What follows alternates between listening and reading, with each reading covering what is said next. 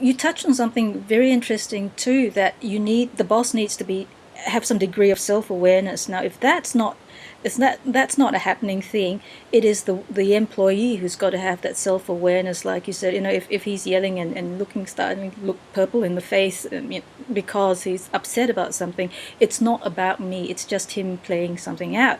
Now, as the employee, then what can you do in terms of giving somebody advice or helping them to stay on in the job, despite having a boss that's a bit unreasonable? One, this is something that if we can get this message out to people that are watching this, this is such a key thing, I think, where we want other people to change. And in the business realm, I want my boss to be a different person.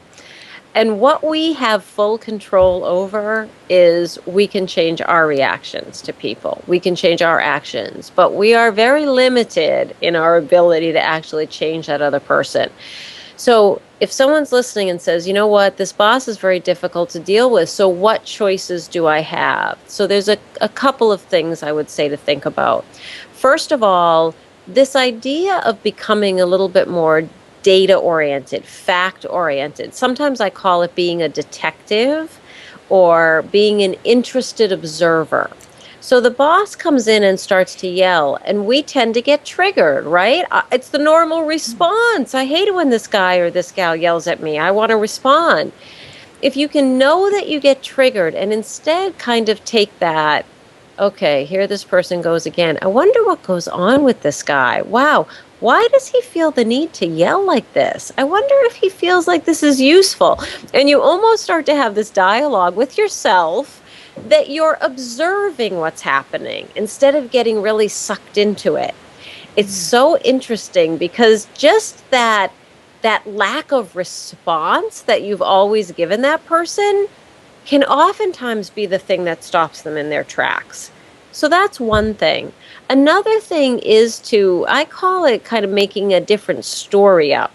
So instead of the boss hates me, the boss is a jerk, the boss is always yelling at me, you could literally turn it around to say, this person has a problem. Wow. Now, again, you're not saying this to the boss, of course, but in your mind, I really need to have some empathy here. I wonder what that's about. And you're kind of looking at the person in a different way and trying to take the sting out of their behavior a little bit. Because the truth of the matter is, it is just a job. And my favorite saying, this too shall pass. And at some point, this person will be out of your life. So kind of figure out, what can you learn from it? Now, people listening will say, that's terrible. This person shouldn't be allowed to treat me this way, et cetera, et cetera.